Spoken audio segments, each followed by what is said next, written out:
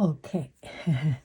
Hello, dear friends. Good evening, good afternoon. Such a beautiful, beautiful afternoon. Story time. 起晚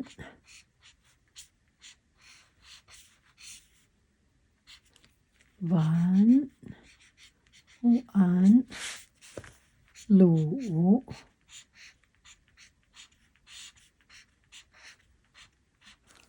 鲁搞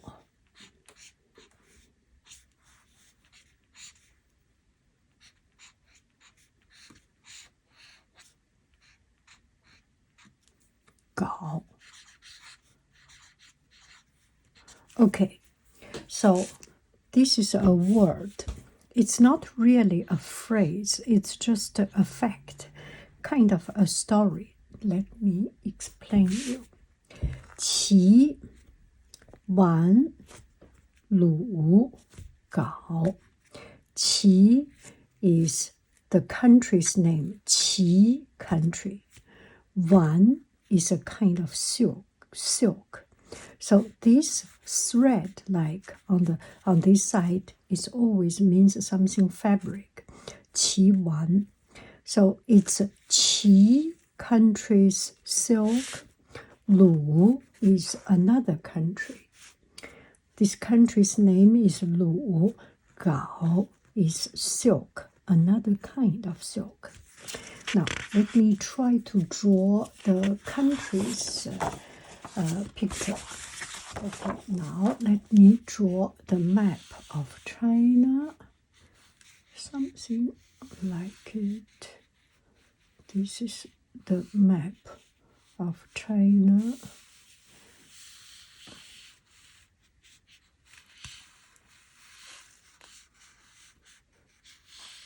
Okay, that's around this map of China. Okay, do not blame me that I have done something not so accurate. This is map of China, and now we will see. And this is the ocean, Bohai Wan, Huanghai, Bohai Wan. Now we will go to the map of that particular place. Oh, where is it? I found it online. So here is kind of a peninsula, kind of a bay. And this is the country of Qi. Qi. And this pronunciation is a little bit like Chinese qi gong qi, qi. Okay, so maybe this is easy for you to remember. And here is the country of Lu. Lu. Or maybe you can Luolou, Qi Lu. Okay, remember. Lu, we will use orangish color. Lu. And the green color is Qi. Qi. Where is the paper? Yeah. Qi Wan Lu Gao. Okay, just as a reference, somewhere here is Beijing. And somewhere here is Shandong province. Confucius was from Lu, and Qingdao beer, a very famous beer in China, is from here. That's just to give you a point of reference. Okay, that is ocean. Do I have blue color? Yes. So this is the ocean, the Bay Area, the Bay, and the green is a country called Qi. Qi Wan Lu Gao is, if I tell you, you will be surprised. This is the oldest trade war. Why do I think about this? It's just recently we are talking so much about trade war, And I was thinking maybe I can tell the story of an ancient Chinese trade war. And the trade war is used as a way of battle, a way of conquering another country since very long. And this story happened around 2,000 years ago. 2,000 years ago, China was in the 战国.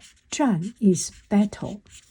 战国, the country all around was fighting for the supreme power, fighting for unification. And after 战国 came to the 春秋. 春秋 is another, it means spring, autumn, but it is a special Chinese historical period that a lot of fighting and finally came to the unification, and not really reaching to that state. It's those small countries around fighting each other. There are other countries here, another country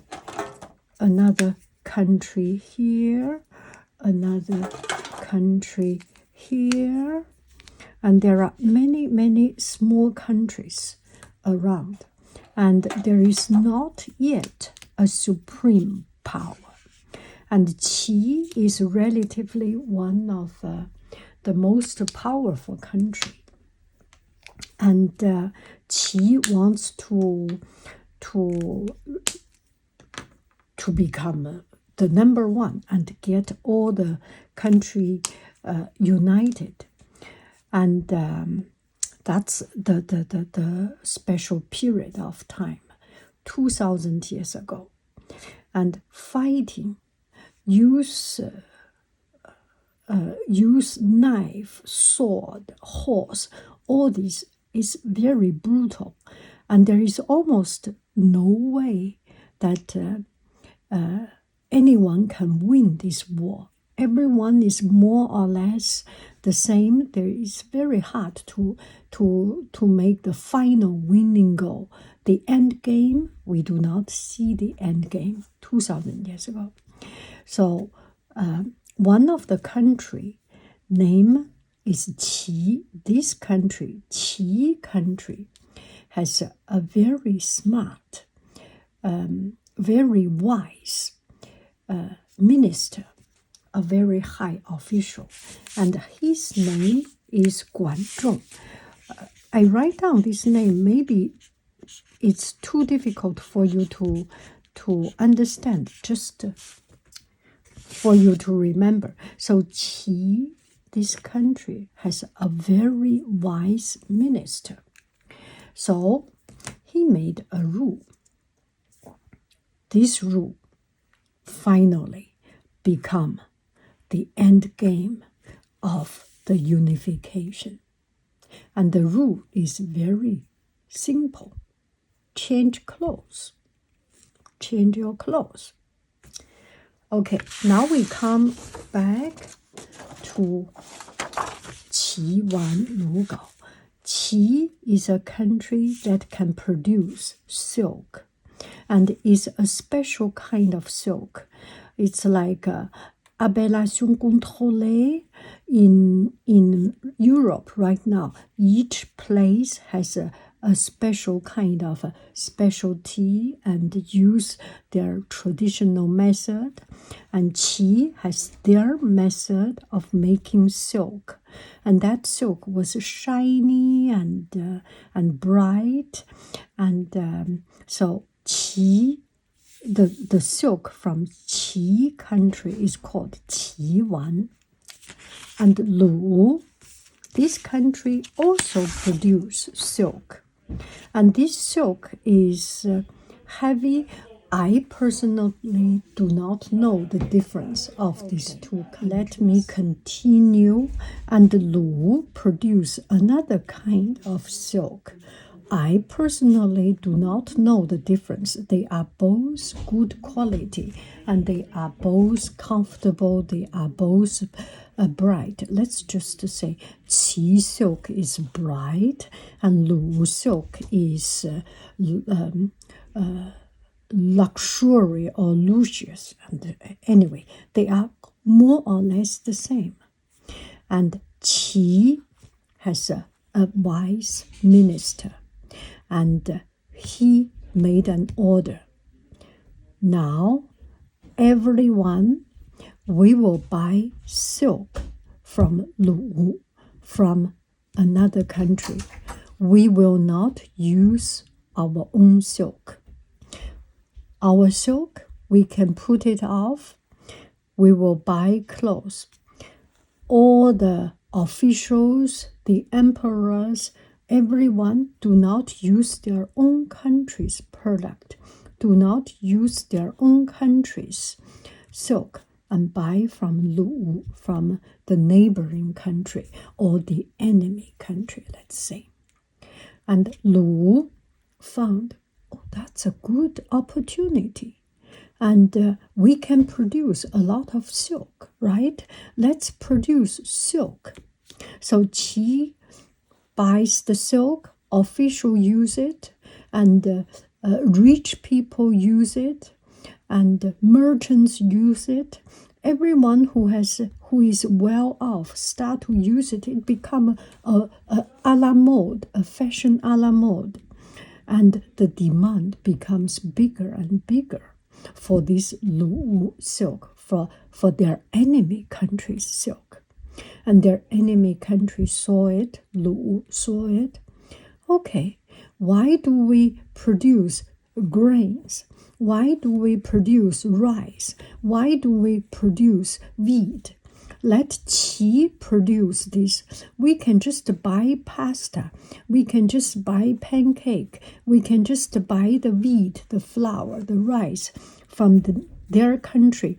And we can produce silk and make the best silk and sell for the best price. And we will live a rich life. How smart it is, right? It is. It worked. So Lu country start to build more mulberry tree to plant more mulberry trees and cut the rice field, the grain field, and even the military. Why do we produce a knife, sword? Why do we produce the brick and other things? We can buy from other place, and all we need to do is to produce silk. So they had the biggest silk production, and their silk becomes so much better. It's prettier, the efficiency is good, the quality is good, the design is good, everything, it's just nobody can conquer it. It becomes the leading silk producer. And this is the time the minister, the official, the very wise minister of Qi country suddenly start making a new rule. From today on, nobody can buy any silk from Lu country. Every silk use our own country. We will not buy anything from their country. So, Lu country already giving up their power of making their ability of making wheat, making rice, producing wheat, rice, vegetable, military. They have no hope. They cannot conquer. The people cannot survive. They have no wheat. They have no food to eat. They have to go to Qi country to ask for food, because they have nothing. Who can eat silk, right? The most basic thing is food, is stomach, and they forget about their stomach. They were just overwhelmed or mesmerized, or their greed of making money overtake their real sense of producing rice. So people become starving, right? And when the country has people starving, suffering, what they do? What do? They will not be loyal to the government. They will not be loyal to their leadership. And at this time, Qi has enough food, has good food, powerful industrial production, weapons, and other tools. This Lu country is becoming an easy target, very easy to conquer. Qi got Lu, united these two countries, and achieved their goal of overcome the obstacle and reaching their unification dream. And the dream is no longer a dream, is a fact. That's the story of China's original trade war. You do not always need to fight. You do not need always to sacrifice your blood, your soldier, your life. There are many ways to conquer the world. One of it is a trade war. Yeah, thank you very, very, very much. I love you. I really do. Do. Go, bye, bye.